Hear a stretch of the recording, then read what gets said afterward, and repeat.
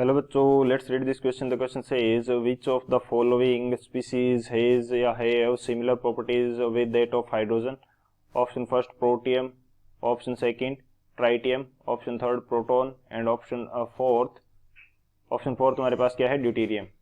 सो इस क्वेश्चन के अंदर हमसे बोल रखा है कि ऐसी कौन सी स्पीसीज हैं जिनकी जो प्रॉपर्टीज हैं सिमिलर है हाइड्रोजन के। तो बात करते हैं हम लोग की कंसेप्ट की यदि बात की जाए की कंसेप्ट, तो हमारे पास क्या की कंसेप्ट होगा इस क्वेश्चन के लिए। हमारे पास जो भी केमिकल प्रॉपर्टीज जो होती हैं वो डिपेंड करती हैं वैलेंस इलेक्ट्रॉन पे या वैलेंसी पे। केमिकल प्रॉपर्टीज जो होती हैं वो किस पे डिपेंड करती हैं, वो डिपेंड करती हैं वैलेंस इलेक्ट्रॉन्स पे डिपेंड करेंगी। और ये जो वैलेंस इलेक्ट्रॉन्स हैं ये कौन से होते हैं, इलेक्ट्रॉन्स ऑफ आउटर ऑर्बिटल या आउटर शेल।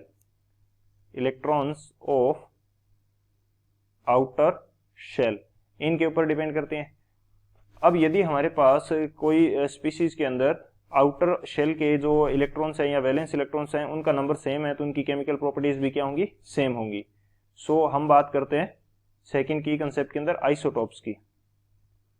आइसोटोप्स क्या होते हैं, स्पीसीज। ये वो स्पीसीज हैं जिनके अंदर क्या होगा, सेम नंबर ऑफ प्रोटॉन्स होंगे एंड डिफरेंट मास नंबर होगा। Species with same number of protons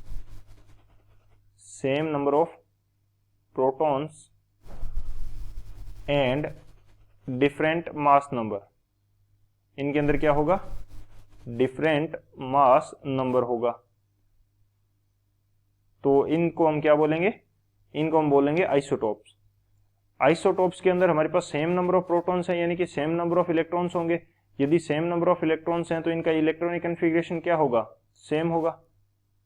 यदि मैं यहां पे लिखता हूं इलेक्ट्रॉनिक कन्फिग्रेशन इनका क्या होगा, सेम होगा। यदि इलेक्ट्रॉनिक कन्फिग्रेशन हमारे पास सेम है तो वैलेंस जो इलेक्ट्रॉन्स हैं वो भी क्या होंगे, वैलेंस इलेक्ट्रॉन्स का नंबर जो है वो भी सेम होगा, क्योंकि सेम इलेक्ट्रॉनिक कन्फिग्रेशन है तो आउटर सेल में सेम नंबर ऑफ इलेक्ट्रॉन्स आएंगे।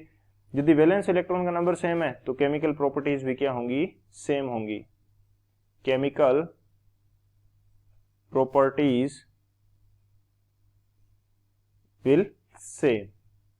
सो ये हमारे पास मेन की कंसेप्ट है। इस की कंसेप्ट की हेल्प से इस क्वेश्चन को सॉल्व करते हैं। सॉल्यूशन की यदि बात की जाए तो सॉल्यूशन हमारे पास क्या हो जाएगा, सबसे पहले तो हम हाइड्रोजन का जो इलेक्ट्रॉनिक कन्फिग्रेशन है वो देख लेते हैं। हाइड्रोजन का इलेक्ट्रॉनिक कन्फिग्रेशन के अंदर मतलब एक इसके अंदर प्रोटॉन है तो एक इलेक्ट्रॉन होगा, तो इसका इलेक्ट्रॉनिक कन्फिग्रेशन क्या आ जाएगा, 1s1 आ जाएगा।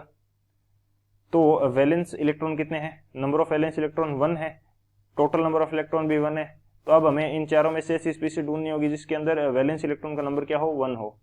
तो सबसे पहले यदि मैं प्रोटियम, ड्यूटेरियम और ट्राइटियम इन तीनों के बारे में बात करूं तो ये हमारे पास तीन आइसोटोप्स होते हैं हाइड्रोजन के, 1h1, 1s2 एंड 1s3।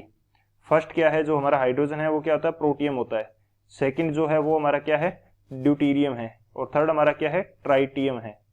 ये तीनों हो गए। इनके अंदर जो नंबर ऑफ इलेक्ट्रॉन या नंबर ऑफ प्रोटॉन्स है वो सेम है क्योंकि ये क्या है, तीनों आइसोटोप्स हैं।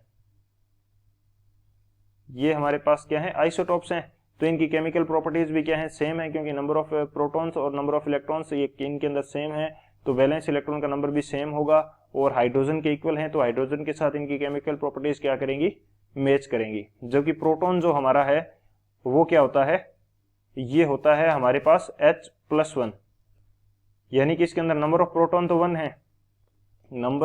तो 1 है, लेकिन इसके पास इलेक्ट्रॉन क्या था, एक था, वो भी इसने क्या कर दिया, हाइड्रोजन से एक इलेक्ट्रॉन रिलीज करेंगे तो हमारे पास क्या बनता है, ये बनता है हमारे पास प्रोटॉन।